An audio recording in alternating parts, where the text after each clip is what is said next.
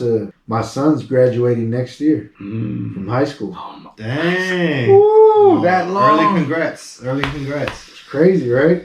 That's crazy. High So school, man. that's why when you look back, I could tell you why I was an entrepreneur so young. Because I had a kid very young. So my reason started very young. Just like you might feel like your reason, like imagine having a kid way back then. I'm sure. Honestly, I want to thank you. Honestly, I want to thank you for helping my brother, because when he had Delilah, he was still working at Toyota. But when I found out he's gonna quit like cold turkey, like what the hell is he gonna do? But it was you, because knowing you might have motivated him more because of his drawings. Now doing graphic designs, because my brother, he be drawing them crazy ass fucking weed shit, man. I'm like, no, for real. In high school. When my brother was smoking, he be making some gothic ass but funny pictures, like those gothic slimy big heads with little. I mean, it was dope. With the fucking joint. It was dope. Okay. Dude, it was fucking dope, man. But I remember when I had my shop, I had to start from the bottom, right? Yeah. So I couldn't even afford a barber pole. You know what I'm saying? Really? So it was a barber shop. So who I called to paint a fucking big ass barber pole on my window? Your brother. Bruce. You know what I'm saying? Juicy Graphix. Yeah, he shows up, he starts painting this shit. Now, keep in mind, and I'm sure you know my cousin Rosie. Yeah, Rosie. So shout out to my cousin Rosie. Yes. Her ex, back then. I'm about to say not right now, because she's already married. Way back, bro. This is like 10 plus years. Oh, never mind. So anyways, he was doing all the graphics for Rap-A-Lot Records. He did the album cover for Chameleonaire. He was working with Mike Jones. He was working with all the big names in Houston. And this is when Houston was really popping, bro. And I was in high school, you know what I'm saying? And he was just showing me all this artwork. And he was making money. Okay. Well, it was definitely money to me. You know what I'm saying? Yeah. I'm that little young motherfucker that eat Jack in the Box.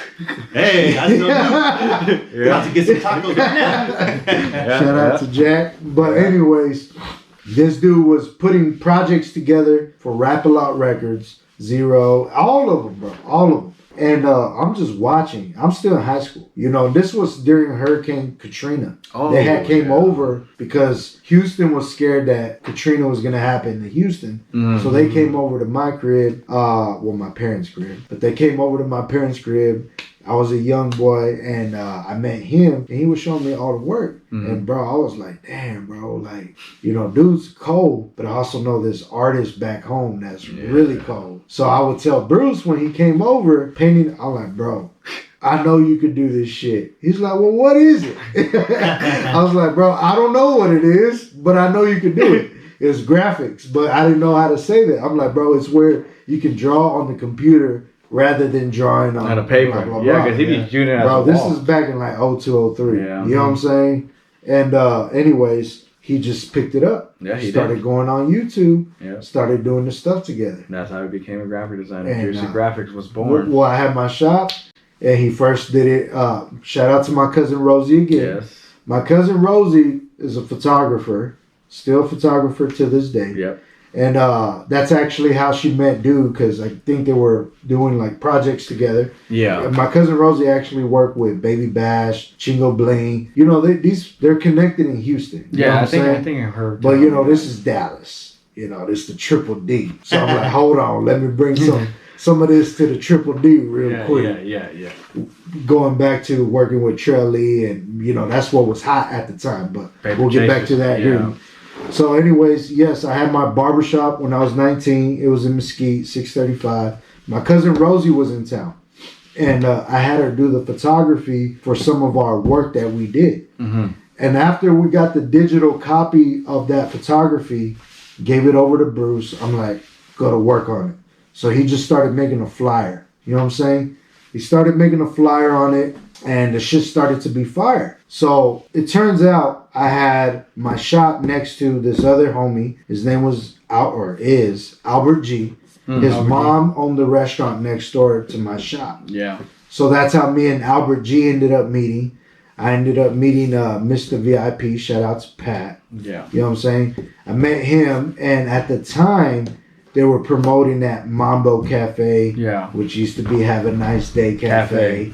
You know what I'm saying? Yeah. And anyways, they were telling me, they're like, we got this artist, he's coming over, his name's Ricochet. He had a song at the time, Clean as a Whistle. So I was like, well, they saw my flyer, which Bruce had designed. They're like, bro, who's your artist? This dude is dope. I was like, well, I'm going to bring him tonight. I want him to meet Ricochet. They're like, come over, we'll hook you up with the bottle, blah, blah, blah. I'm like, all right, bet. So I showed up. Again, shout out to Pat, Mr. VIP. Pat acted like he didn't know us when we showed up. You know what I'm saying? This motherfucker done sold me and going to his motherfucking club. He just being a promoter trying to get me to show up. Yeah. Shout out to Pat again. Yeah. So you know what I'm saying? Finally, I run into Pat and I call him out on it. I'm like, hey, bro, what the fuck? Tell me blah, blah, blah, what, this and that. He's like, oh, my bad, I got you. Nah. So then he put me in VIP, got us a bottle of Hennessy, you know what I'm saying? And then he put us next to Ricochet. And I'm thinking Pat's going to introduce us, but he don't. You know what I'm saying? And I get it. I'm a young kid at the time, bro. Yeah. You know what I'm saying? Yeah. So I was like, whatever, I'm going to take matters into my own hands.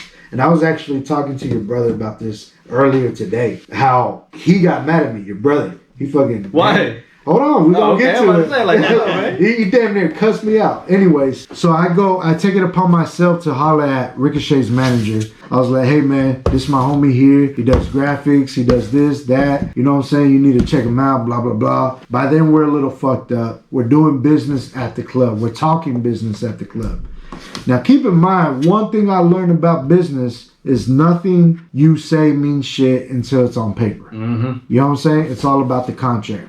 Well, trust me, there was no contracts going out that night. It was all verbal. You know what I'm saying? So I showed him the graphics that Bruce did from my shop. He's like, fuck it, let's do a shoot tomorrow the next day. I said, bet. Homie's gonna hook you up. Now, me being 19 at the time, not knowing too much lingo, hook you up means I'm finna go hard. In his head, he finna do the whole thing for free. You know what I'm saying? So, calls Bruce, texts Bruce the next day, Juicy Graphix. He's like, hey, what's up, bro? Your boy say you gonna hook it up, blah, blah, blah, whoop-de-whoop. Bruce is like, man, I ain't hooking shit up. I want to get paid. I don't give a fucking Ricochet this, that, and the third. And I'm like, hold on, bro, wait. Pump the brakes. I was like, homie, you know, he got a song that's hot right now. Do this project with him. Everything's going to go smooth. Nah, fuck that. You know, your brother wasn't trying to hear none of that shit. He just wanted to get paid. You know what I'm saying? Which I get it. But my concept was looking on a bigger thing. So anyways, finally, the deal goes through. But keep in mind, I got Ricochet's manager mad at me. He's cussing me out like, motherfucker, you said you was going to be woo. And then I got Bruce mad at me. I don't like doing business at clubs, this and that. I'm like, bro, I don't care as long as the deal goes through. I don't care how it goes through. Just get it done. You know what I'm saying? And it got done. Keep in mind, so it was a photo shoot, you know, mini video, whatever, to do the album cover or mixed single cover, whatever it was. I wasn't invited. I wasn't allowed to be there. Damn. But that's okay, because I was just happy that the deal went through. So after that deal was done, then I took that and I sold it to Trill Lee and them. Because we did the project with Ricochet. You know what I'm saying? So me not taking anything personal, it's all business, and me having a lot of love for you, bro, wanting him to shine, because the more I seen him shine, I was like, bro, I'm right here next to him. You know what I'm saying? We all part of the same, just as much as I wanted to see you shine. You know what I'm saying? I was like, bro, if y'all make it, hell, we all made it. That was my mentality, and it still is to this day. It is. But anyways, he finished that project, and then now it's Trill Lee and them, and they got the song Hit the Out. But the song isn't out yet. You know what I'm saying? We were one of the first ones to hear that song. And when I heard that song, bro, I remember having goosebumps. You know, those chills, bro. Do. I was like, bro, this is a hit. I don't know what a hit is. You know what I'm saying? I'm not even a DJ, anything, a rapper, none of that stuff. But I knew it was going to be a hit. And even my shout out to again Mr. VIP, the homie Pat, because Pat is also the one who brought Shirley and them into our circle. You know what I'm saying? And Pat brought them over, but Pat would always deal with me because he, you know, him and Bruce, they were both graphic designers. But like I said, I know Bruce. I can deal with Bruce. Not just anybody could deal with Bruce. You know what I'm saying? Because he just want to get paid. You know what I'm saying? He's an artist. You know what I'm saying? That's why you get I'm an entrepreneur and I know how to talk to artists. So I was like, all right, you know, Pat brought me the group and he was like, bro, these dudes are gonna be next. I'm telling y'all. You know what I'm saying? Mm-hmm. I was like, all right, cool, bring them over. Let's check them out. So they showed me the track. I told Bruce, I'm like, bro, you gotta do this, man. I want to get paid. I was like, bro, I don't care.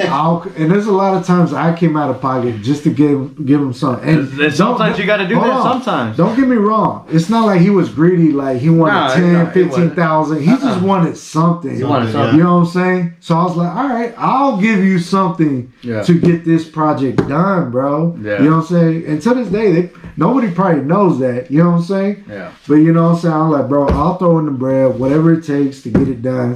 Let's get it done. Yeah. And you know, we had the garage back at the crib, you know what I'm saying? Oh, branch. Put in the garage together. No, this was already a Mesquite by that time. Oh, the little garage back there. He was building his studio. Yeah, he was building. You know what I'm saying? He was building the studio in the garage, photography studio, not recording. This is all photography, video, you know, visuals. Yeah. You know, Charlie and them came over. I played a song for Bruce, and he was like, "Yeah, it's cool," you know. But he's focused on getting paid. You know what I'm saying? Yeah. And bro, back then MySpace was booming. Yeah, it was. MySpace was it. MySpace, yeah. And your brother, I remember that. He designed their fucking their MySpace webpage. Webpage. Yeah. There we go. And man, and then they released Mr. Hit That House song. Everything blew up from there. Everything. That's on top of the graphics. That's with the marketing. Everybody was hitting him up on that. Oh yeah. I already. I forgot about that. I showed face with Trelly and them, so I had my shop. So they were always coming to the shop, supporting the shop. So they market my shop. I started blowing up. Everything just started to come together. Yeah. You know what I'm saying? You know, just focusing on the bigger goal. You know what I'm saying? Yeah. And I can say that even paved the way to even being here now today. FriscoBarber.com. You know what I'm saying? Because all the projects, all the marketing and the entertainment, it wasn't just a barbershop. It was the barbershop. I definitely try to make it that way. You know what I'm saying? No, you did. You made it happen because you said it yourself. Because of all the success that you have done, not only with my brother, but to yourself and your family. Because you did it for your family. For sure. Absolutely. That's your reason right there.